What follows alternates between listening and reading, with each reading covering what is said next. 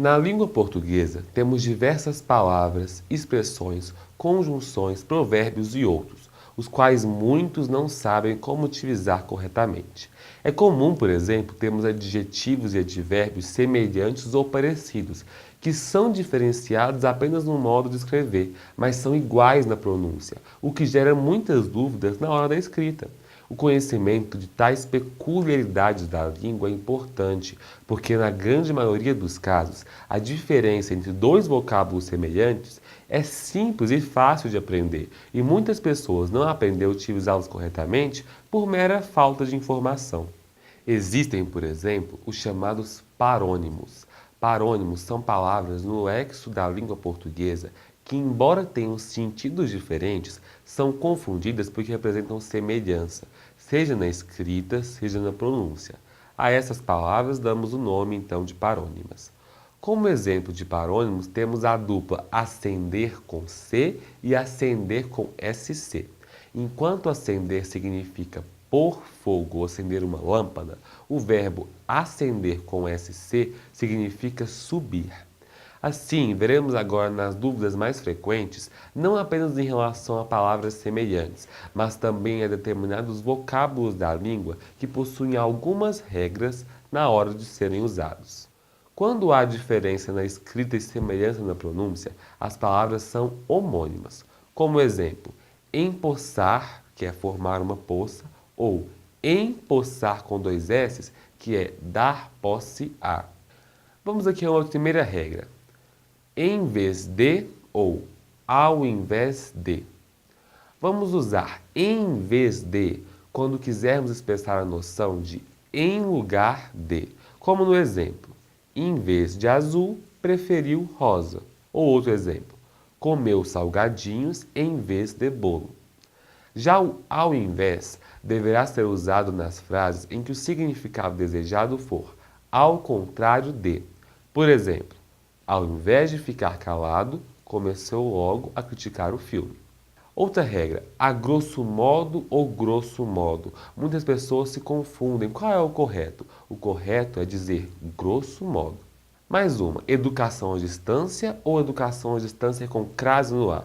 O correto é educação à distância sem a crase. Uma observação, só se usa crase antes da palavra distância quando a mesma é uma distância especificada, como nesse exemplo. Fica à distância de 2 metros. Nesse caso, o A tem crase. A regra do para mim ou para eu. Este lápis é para eu escrever. Este lápis é para mim. Mais um exemplo. Este computador é para eu usar. Este computador é para mim. Viram como é simples? É só lembrar que o mim jamais vai conjugar um verbo. A regra do mal com L ou mal com U. Mal com L será usado quando indicar o oposto de bem. Por exemplo, ele é mal visto por aqui. Seria o contrário de ele é bem visto por aqui. Já o mal com U é entendido como o oposto de bom. Como no exemplo, ele é um mau aluno. Seria o contrário de ele é um bom aluno. A regra do A e do A no qual temos o H com o A acentuado. Usamos o A simplesmente quando a palavra fizer referência a um tempo futuro do verbo, como no exemplo, daqui a 10 anos não haverá mais plantas aqui. Ou então para indicar distância, como no exemplo, meu filho mora a poucos quarteirões daqui. Já o A com H é usado quando, primeiro, se tratar do verbo haver, como no exemplo, há um ótimo som vindo da casa vizinha. Ou quando for referência a termo passado, como no exemplo, há muito tempo os dinossauros habitavam a Terra. Vamos agora à regra do mais ou do mas. O mas, sem o i, tem o sentido de porém, contudo. É uma conjunção adversativa, indica então oposição. Por exemplo, ele chegou tarde, mas aproveitou muito a festa. Ela é inteligente, mas não muito concentrada. É importante lembrar que nesses casos sempre usamos a vírgula antes do mas. Já o mais com i é usado para indicar quantidade. É fácil lembrar ao contrário de menos. Por exemplo, fale menos e faça mais. Ou então, gosto mais de pizza que de lasanha. Vamos agora para a regra do meio ou meia. Nós vamos usar a palavra meio nos casos em que for advérbio, quando indicar um pouco ou mais ou menos. Nesses casos, o gênero da palavra não vai variar, será sempre meio, jamais vai ser meia. Nos exemplos, a porta ficou meio aberta, o aluno se saiu meio mal, ou ela estava meio enjoada. Já nos casos em que meio significar uma metade, ele vai ser um adjetivo.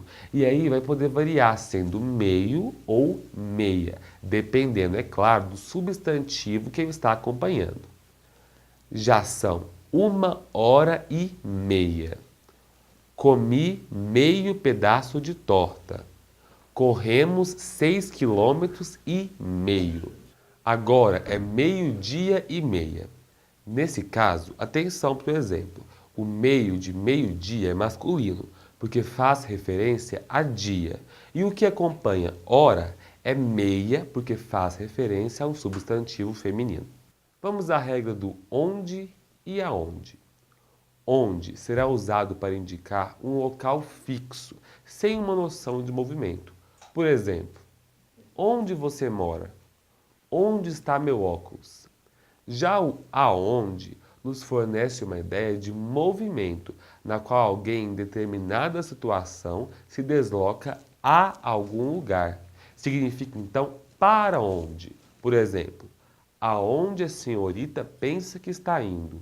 Ou aonde vamos com tanta pressa? A regra do a par ou ao par. A expressão a par significa informado, ciente. Por exemplo, ele estava a par de todos os meus negócios. Já ao par diz respeito a câmbio, indicando moeda ou título de valor idêntico. Exemplo, a moeda americana está ao par da moeda europeia. Vamos agora às regras ao uso de poder. Ultimamente, no discurso coloquial, tem-se feito uso dessa forma verbal em grande escala. No entanto, quando ocorre no texto escrito, é preciso ser ainda mais atento, pois tal forma verbal tem sido utilizada a fim de evitar a conjugação verbal. Exemplo: para eu poder fazer, é melhor usar para eu fazer. Outro exemplo: para que nós possamos fazer, é melhor usar para que nós façamos. A regra do afim separado ou afim junto. Utilizamos o afim separado para indicar finalidade. Essa expressão corresponde a um simples para. Por exemplo, ele estudou muito a fim de passar na prova. Ou chegamos cedo a fim de não perdermos o filme. Já o afim junto corresponde a semelhante. Por exemplo, gosto de alface, couve e afins. A dança e a música são artes afins.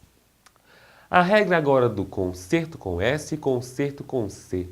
Concerto com S é o ato de consertar alguma coisa. Por exemplo, a TV foi mandada para o concerto. Concerto com C se refere ao concerto musical. Por exemplo, o concerto de primavera contará com uma orquestra francesa.